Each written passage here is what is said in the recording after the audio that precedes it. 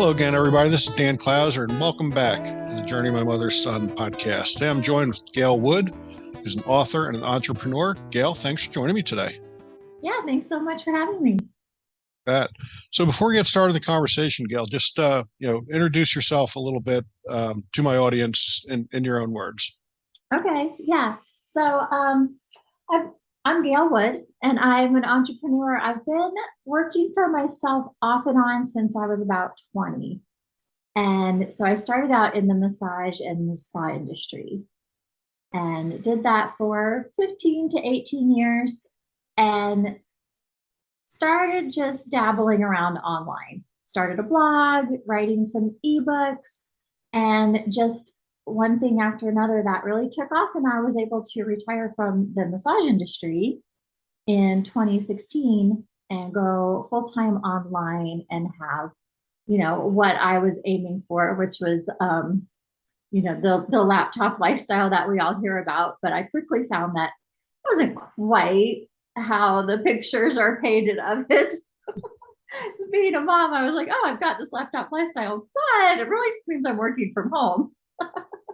Yeah. So it's been really just an interesting journey. And I've, had to overcome a lot of my own mindset blockages, even just the very first one of I didn't think I was a good writer, but I wanted to have an online business. So maybe we can get into some of those beliefs and things as we're chatting today. Yeah, absolutely.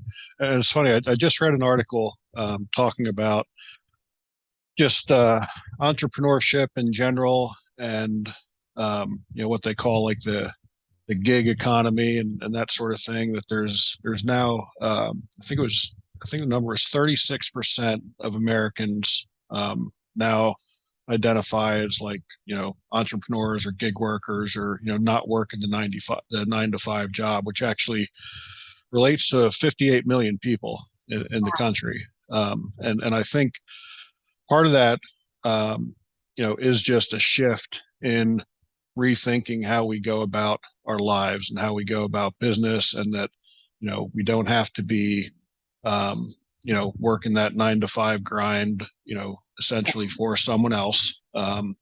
So I think that's a good sign. I forget what the span was on that study, but prior to that it was 27%, and I think that might have been like a 5-year period. I could be wrong on that. But so to see that increase like 11% over a pretty short period of time, in my opinion, is a very good step in the right direction, because I think there's too many of us who still fall into the trap that society creates for us. So before we start going too far down that, like what was the shift in your life that made you decide, I'm tired of working for somebody else? Again, everybody kind of thinks that what people do as entrepreneurs and having an online business and stuff like that is, again, just kind of sitting in front of a laptop in your pajamas all day long. But you really do have to get out there and make it work on your own. So what was the shift that made you decide? Was there one particular thing that kind of made you decide, all right, I'm done with this? Well, there were a few things. So right around 2013 or so, I had a preschooler, a high schooler, a full-time job, and we, still were not quite making it month to month to live the lifestyle we wanted to. I mean, we were making it, but there was always like, oh, my daughter needs a prom dress, and that feels stressful, and things like that. So I wanted two things. I wanted to make some extra money and not have to work 5 days a week away from my home. So I never really thought, oh, I'll retire from the spa and working. I thought maybe I can cut back a little bit if I can bring in some extra money and just have it be a little less stressful. But as things progressed and I started seeing some success and making a bit of money, I just started seeing all the possibility and potential for going all in online. And it was about a 3.5 years of doing both. Before I decided to go all in online. And throughout that, I mean, it was huge learning curves, all that stuff. But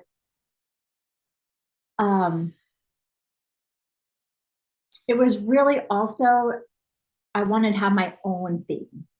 So at that time, I wasn't an entrepreneur. I wasn't working for myself. I was working for a resort.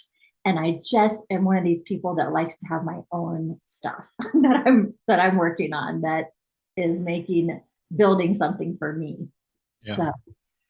So that was something I really missed after I sold my spa a few years earlier. Yeah. And then during that 3 year period when you were doing both, um, were there any times where you started to question yourself and wonder if you had made the right decision? Well, there were times when I thought, I mean, here I am wanting to make extra money and have more time, but now I'm added another huge thing onto my plate to try to make this business work. At the same time, though, it was kind of my hobby. Like, I just loved learning, building my website and learning how to build my email list and all of that. So it was kind of like my personal hobby for a while that really filled my cup. So it wasn't just working and momming. So, but there were definitely times when, I would kind of overcommit. I would be teaching an online class. I remember getting up at 5 a.m. a lot of mornings to record my online class, get my email set up for the day and sent out to the people who paid for the class, and then getting ready for work. So it was, it was what it was. But I was so motivated by the possibilities, and I'm motivated by making money. Yeah. Yeah. So, it's funny, at one point there you said, while you were doing both, one of the things that really filled your cup as well. And again, I think that's another misconception that society has, really kind of pushed out there for us, is that um, you talk to so many people who absolutely hate their job, Mm-hmm. that they're simply there to collect a paycheck. And I think so often, what a miserable way to go about life. And I was fortunate, before we started traveling. I mean, I'd worked, 30 years in the, nonprofit youth sports industry. So, I was always able to, do what I loved. And I feel very blessed, because of that. But when, what was your mindset like as you're kind of juggling these two gigs to get the one to where you can walk away from the other, and finding yourself so fulfilled while you're doing that? Like, what was that? Like, was that also some of the motivation to just keep doing it? Yeah. Knowing that this is what you wanted full time, to be able to really love and immerse yourself in what you're doing. Yeah. And it was exciting, because it was one thing I absolutely loved was to be at the spa doing my massages and spa treatments for people. And then I'd check my phone and I would make money online at the same time. And I was like, wait a minute, I'm making money while I'm making money. So I just really knew that with the amount of effort I was putting in, that it was doing well. If I could really focus on it completely, that I would be able to take it even further. So, and then interestingly enough, I got to the point in 2015 where I said, okay, I'm making enough money consistently to replace most of my income from the spa. And I went and I put in my 2 weeks notice. And a week later, I got a call from a different spa. And she made me an offer I couldn't refuse. It was a half-time job. It was 6 months out of the year. I got paid more hourly, plus commissions, plus tips. I said, I'll take it if I can bring my laptop with me. And when I don't have clients, I can work on my business. And she was like, done. So I worked there for 2 more years. And that was part of my transition. So again, in between clients, I'd be working on my business, and that company was paying me hourly to sit there and work on my own business because they wanted me available for their clients. So I just know that if I hadn't turned in my notice at that first job, when my friend called me about the second job, I would have said, no, I've already got a job. I'm not available. Right. So it was like taking that leap of faith led to the perfect opportunity coming my way. Yeah, that's so cool. So cool. So you mentioned earlier that at one point you didn't feel as though you were a good writer, but now you're a published author. Writing is a big part of what you do. What is it that got you over that hump to believe in yourself that that you were a pretty good writer? Yeah, and it was just one of these old stories like we get. Some teacher 20 years ago made a comment and you decided that was going to be your life story type of a thing. So that's what happened to me. I got some teachers that didn't appreciate my writing style in high school, and I just kind of said, well, to heck with that. I'm not writing. I'm not a writer. But I guess it was being motivated and just knowing, well, to be successful online, that's just a part of it. So I just kind of took it step by step. I was like, all right, maybe I can't write the great American novel, but I could probably write a how-to blog post telling people some business tips. So I just took it a little bit step by step. And it was also just the whole blogging thing was newer, but it really made the conversational writing form very acceptable. Because I always thought, why can't I just write like I talk? Why is it going to be so complicated? So I just had to, I just did some thinking about, why do I feel this way? What happened? And then just realizing, oh, it was just from these experiences in my childhood that I developed this belief. And it's up to me to decide if it's still true or not. So I decluttered the belief. And then gradually over time, I gained confidence in my writing. When people say, oh, your blog post really helped me, that was great information, it starts to build up your confidence. So yeah, no doubt about it. And then at what point did you decide to take the step from just writing blogs online to actually being published author? Well, turns out that a book is nothing more than a bunch of blog posts all put together.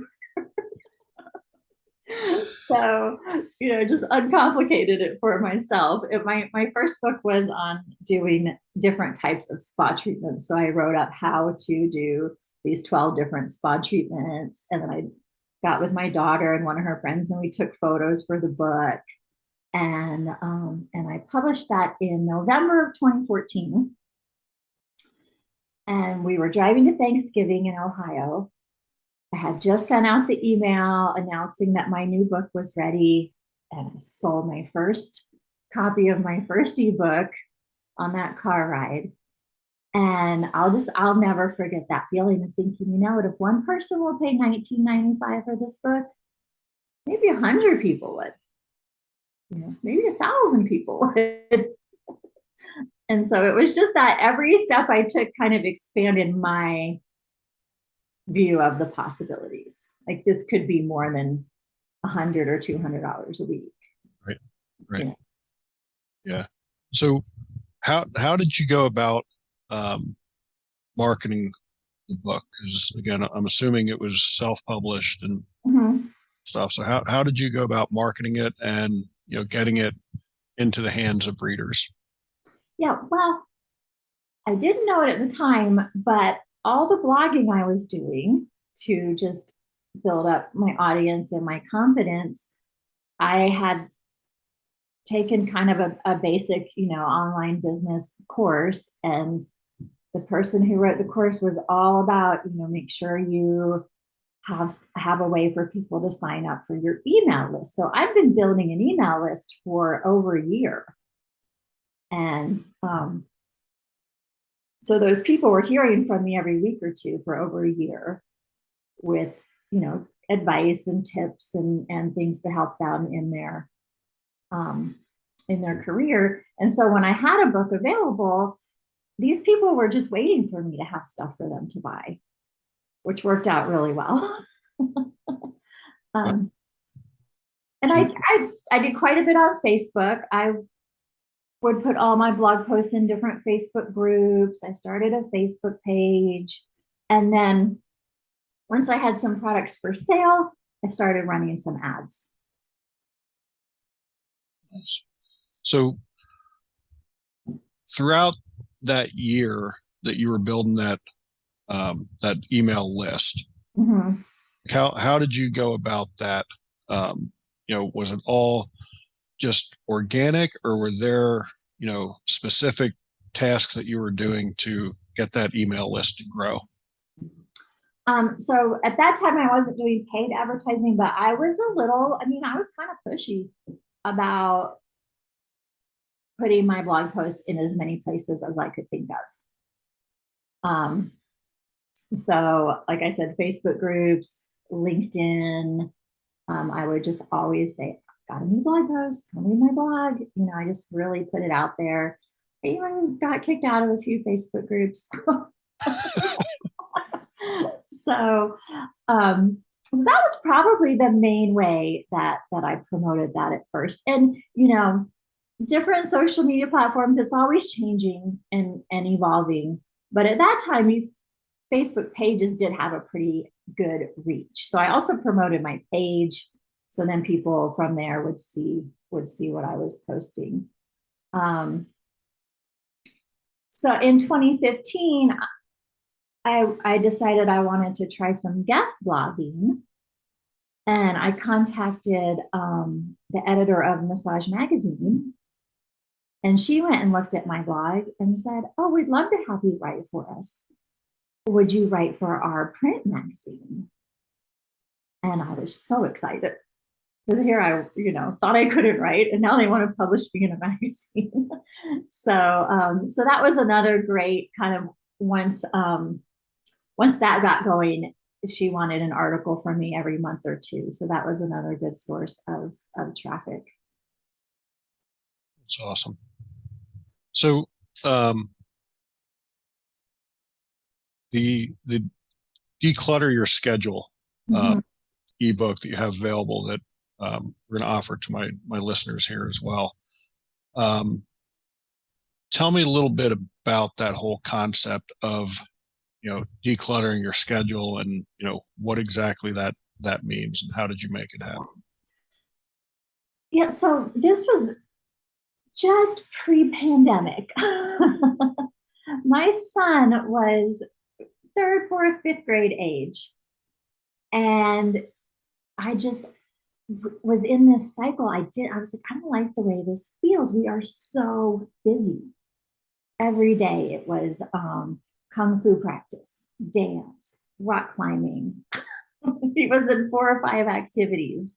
And I was like, okay, well, I have a business that I dearly love and I want to make money. And at the same time, being a mom is a full-time job as well.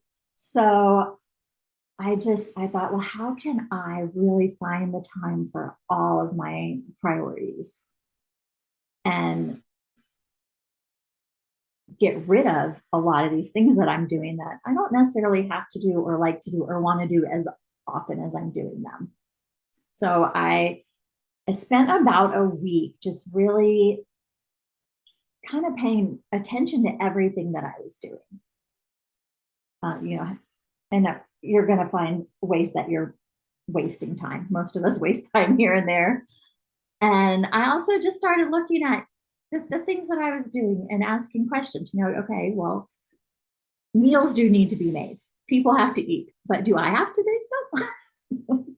Do I have to make them in this way that I think I do? Can I cook 2 days a week and have leftovers 2 days a week? So I just started really just digging in and figuring out where I could get creative and make some shifts and changes, and realizing a lot of the things I was doing were kind of holdovers from how I'd always done things.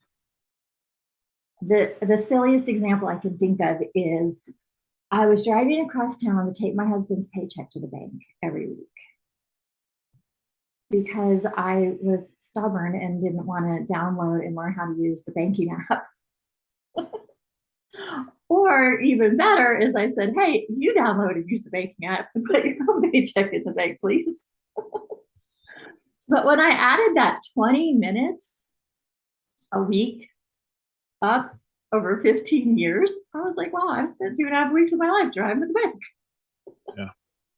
So, and it was just, to me, that stuff is fun. I can totally nerd out and geek out on those little things like that, and just kind of trying to optimize and do things a little bit differently, you know. Yeah. And I think that's the big thing is just, I think as humans, we all reject change, and stuff that we've been doing as a routine for years and years and years, whether it's, taking the paycheck to the bank or something else. It's just what we've known. It's what we're accustomed to. And, we're comfortable with it. Regardless of whether we've figured out it's taken up 2.5 weeks of our life or not. So to that was just kind of one small change you talked about, but Yeah. how tough was it for you to really implement some of these minor changes and minor shifts that really got you out of your comfort zone to kind of rethink and reevaluate how you wanted to spend your time? Yeah. So I kind of thought a good way to look at all of it is, what, let's just experiment. Let's try different things. So, I've tried grocery shopping pickup. I've tried grocery shopping delivery. I've tried meal services, or you get the boxes of ingredients delivered to your house. There's a place in town that does these pre-made dinners. I've tried all of those things. And now I kind of have like 2 that I really like and 2 I decided those probably aren't for me. So it was just kind of fun to experiment with some of the different options that are out there. And one of the biggest things I did was I looked at the schedule and I thought, here I am running around 3 or 4 hours every afternoon. Maybe my child's other parent could do this one day a week, because like my husband's has his own company too, and I know he's real busy, but I thought, what, he loves to go to Santino stuff. Maybe he'll do it one day a week. And I asked him and he said, what, I'll do it 2 days a week. And that was just one of those, like, I just hadn't thought to ask, because I was the mom, I was doing what I'd always done, and he hadn't thought to offer because he just hadn't thought of it. It was routine. It was routine at that point. Yeah. If it's not broken, don't fix it. But yet it kind of was broken and you just didn't realize it. Yeah. And that was like 8 hours a week right there. And so I've really and I continue to just kind of experiment with different things. I tried having somebody come into my house a few days a week and help out with laundry and chores and dog walking. And I really learned that what I don't like is having somebody in my house 3 days a week. So, so I settled on I have somebody that comes in and does like the major cleaning. So, and over the summer, my son wanted to make money, so I had him do the chores. So it's always going to shift and change, but I think it's fun to like realize what could change. Yeah. So is there any certain thing that you do for you, that you do for your own peace of mind, your own well-being? What do you do for yourself? Well, a couple of daily things I do is I walk for 60 minutes a day. I almost always take a power nap. And I really try to Like if something doesn't feel right, stop and figure out what's going on here. I don't, you know, work for myself. I haven't created all of this to push myself till I get sick again. Right. So I will say, you know what, today just really feels like a day where I need to shut it all down and not work for the day. Yeah.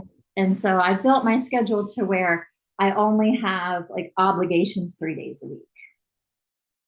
So I can really go with my energy levels and energy flow. And then sometimes it might hit me on a Sunday that I'm super inspired and I want to write and create and work on my website all day on a Sunday. So I kind of let myself out of like following rules around when you're supposed to work, how you're supposed to work, Right. and things like that. I think that's something that's, so important. And again, I mean, something that's come up in a lot of my shows recently, just that, understanding to take that time for yourself. And, I think, walking and naps are two of the things that I love. So Yeah. I'm glad that you decide to, use that as part of your routine as well. So They're both great energy shifters too. and I've found times where like, even times when I necessarily don't seem like I want to take a walk, where I actually am feeling, extra tired or whatever. I've got a golden retriever who constantly reminds me that walks are good. Yes. And, he'll, harass me and harass me until I finally give in and go out and do it. And I actually find myself feeling less tired after, Yes. mentally, like you said, it actually recharges you. I mean, it's doing good for your body, but it's also doing a ton of good for your mind as well.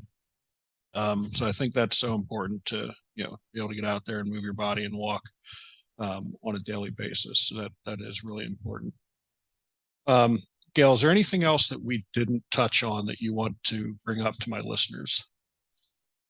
I guess the only thing I would say is, if there's something that you want to create or change in your life, start with figuring out what kind of qualities that thing has.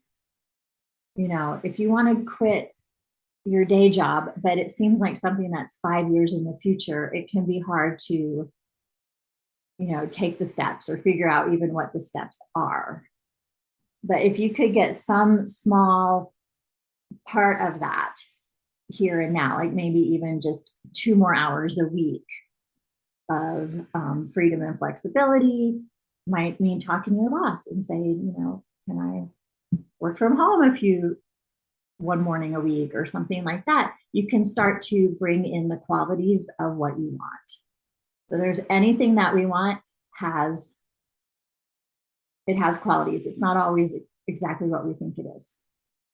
Yeah. Does that make sense? Did I make sense? I think, it just goes to tell you that first step is so important. That was one of the very first blogs that I had done once Sandy and I started, this journey was, talking about that.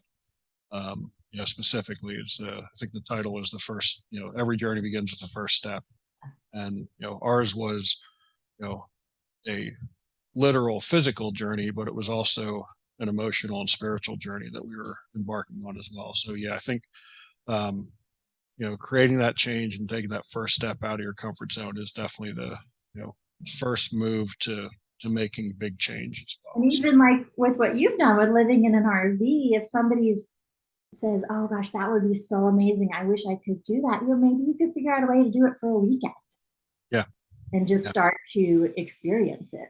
Yeah. And then that will build your momentum and motivation. Yeah, no doubt. Which is not what we did.